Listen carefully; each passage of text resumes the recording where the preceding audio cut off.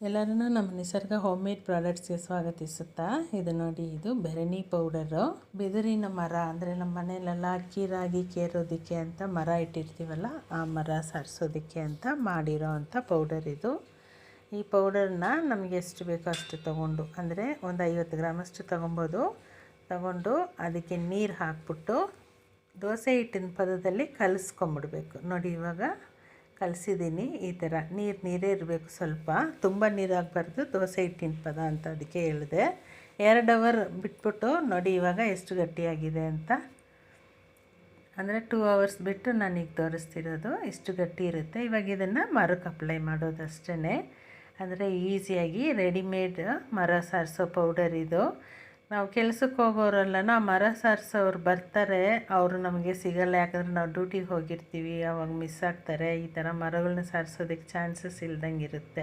ಅದಕ್ಕೆ ಅಂತಲೇ ತುಂಬ ಜನ ಬಿದಿರಿನ ಮರ ಈಗಿನ ಕಾಲದಲ್ಲಿ ತಗೊಳ್ಳೋದೇ ಇಲ್ಲ. ಬರೀ ಪ್ಲಾಸ್ಟಿಕ್ದು ಅಥವಾ ಸ್ಟೀಲಿಂದ ಆ ಥರ ಎಲ್ಲ ತೊಗೊಂಡಿರ್ತೀವಿ. ಇವು ಇತ್ತು ಅಂದರೆ ಮನೆಗೆ ತುಂಬ ಒಳ್ಳೆಯದು, ಲಕ್ಷ್ಮೀ ಕಟಾಕ್ಷ ಇದ್ದಂಗೆ. ಇದು ಮತ್ತು ಹಿಟ್ಟಿನ ಕೋಲು ಮತ್ತು ರುಬ್ಬೋ ಕಲ್ಲೆಲ್ಲ ಇತ್ತು ಅಂದರೆ ತುಂಬ ಒಳ್ಳೆಯದು ಅಂತ ಹೇಳ್ತಾರೆ. ಲಕ್ಷ್ಮೀ ಕಟಾಕ್ಷ ಮನೆಯಲ್ಲಿದ್ದಂಗೆ ಅಂತ ಹೇಳ್ತಾರೆ. ಅದಕ್ಕೆ ಅಂತಲೇ ಅಲ್ಲ, ಇದರಲ್ಲಿ ನಾವು ಧಾನ್ಯಗಳನ್ನ ಕೇರಿದಷ್ಟು ಬೇರೆ ಮರದಲ್ಲಿ ಚೆನ್ನಾಗಿ ಬರಲ್ಲ, ಕ್ಲೀನ್ ಆಗಲ್ಲ ಅಂತ ಒಂದು ನಂಬಿಕೆ ಆವಾಗಿಂದನೂ. ನಾನು ಈ ಮರಗಳನ್ನ ಮೇಂಟೈನ್ ಮಾಡ್ತಿದ್ದೀನಿ. ನಮ್ಮಮ್ಮ ನಮ್ಮ ಅಜ್ಜಿ ಎಲ್ಲ ಈ ಮರನೇ ಯೂಸ್ ಮಾಡಿ ಅದನ್ನು ನಾನು ಫಾಲೋ ಮಾಡ್ತಾ ಬರ್ತಾಯಿದ್ದೀನಿ ಇರಲಿ ಅಂತ. ಆ ಮರಗಳು ಇದೆ, ಅದು ಬೇರೆ ಏನಕ್ಕಾದರೂ ತರಕಾರಿ ಹೆಚ್ಚೋದಕ್ಕೆ ಅಂಥದಕ್ಕೆಲ್ಲನೇ ಯೂಸ್ ಮಾಡ್ಕೊತೀವಿ. ಇದು ಶಾಸ್ತ್ರಕ್ಕೋಸ್ಕರ ಇಟ್ಕೊಂಡಿರ್ತೀನಿ. ಮೇಯ್ನಾಗಿ ಅಕ್ಕಿ ಮತ್ತು ರಾಗಿ ಕೇರೋದು ಇದರಲ್ಲೇ.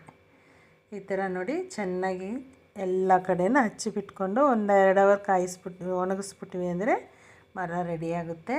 ಅವಶ್ಯಕತೆ ಇರೋರು ನೀವು ಕಾಂಟ್ಯಾಕ್ಟ್ ಮಾಡಿ ಇದನ್ನು ಪರ್ಚೇಸ್ ಮಾಡ್ಕೊಬೋದು. ನಾವು ಇದನ್ನು ಸೇಲ್ ಮಾಡ್ತಾಯಿದ್ದೀವಿ, ಕೊರಿಯರಲ್ಲಿ ಕಳಿಸ್ಕೊಡ್ತೀವಿ. ನಿಮಗೇನಾರು ಅವಶ್ಯಕತೆ ಇತ್ತು ಅಂದರೆ ಕಾಂಟ್ಯಾಕ್ಟ್ ಮಾಡಿ. ಈ ಮರ ಇಷ್ಟನ್ನು ಸಾರಿಸಿದ್ಮೇಲೆ 1-2 ಅವರ್ ಒಣಗಿಸ್ಕೊಬೇಕು. ಅಂದರೆ ನಾವು ಹೇಗೆ ಹಚ್ಚಿರ್ತೀವೋ ಅದ್ರ ಮೇಲೆ ಡಿಪೆಂಡ್ ಆಗಿರುತ್ತೆ. ಸಿಟಿ ಸೈಡು ಭರಣಿ ಸಿಗಲ್ಲ, ಆದ್ರೂ ನಾವಿರೋ ಕಡೆ ಗೋಶಾಲೆ ಇದೆ, ನಾಟಿ ಹಸುವಿನ ಗೋಶಾಲೆ. ಅಲ್ಲಿ ಹೋಗಿ ತೊಗೊಂಬಂದಿರೋದು. ಒಂದು ಸ್ವಲ್ಪನೂ ಸ್ಮೆಲ್ ಇರೋಲ್ಲ. ಈ ಪೌಡರ್ ತುಂಬ ಚೆನ್ನಾಗಿರುತ್ತೆ. ಈ ಪೌಡರ್ಗೆ ಈಗ ನಾನು ಅರಿಶಿನ ಮಿಕ್ಸ್ ಮಾಡಿಲ್ಲ, ಬಟ್ ಸೇಲ್ಗಿಟ್ಟಿರೋಂಥ ಪೌಡರ್ಗೆ ಅರಿಶಿನ ಮತ್ತು ಬೇವು ಎಲ್ಲನೂ ಮಿಕ್ಸ್ ಆಗಿರುತ್ತೆ. ತುಂಬ ಚೆನ್ನಾಗಿರುತ್ತೆ. ನೋಡಿ, ಅವಶ್ಯಕತೆ ಇದ್ದವರು ಕಾಲ್ ಮಾಡಿ.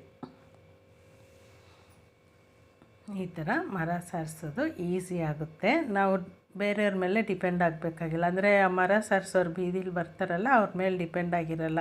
ಕೆಲ್ಸಕ್ಕೆ ಹೋಗೋರ್ಗಂತೂ ತುಂಬ ಕಷ್ಟ ಇರುತ್ತೆ. ಅವ್ರು ಕೆಲ್ಸಕ್ಕೆ ಹೋಗಿರ್ತಾರೆ, ಆ ಮಂದಿರು ಯಾವಾಗಲೋ ಬಂದಿರ್ತಾರೆ. ಅಂಥ ತೊಂದರೆನೆಲ್ಲ ಅವಾಯ್ಡ್ ಮಾಡಿ ನಾವೇ ಮನೆಯಲ್ಲೇ ಸಾರಿಸ್ಕೊಬೋದು ನಮ್ಮ ಇಷ್ಟ ಬಂದಂಗೆ. ಇದನ್ನು ಟ್ರೈ ಮಾಡಿ ನೋಡಿ.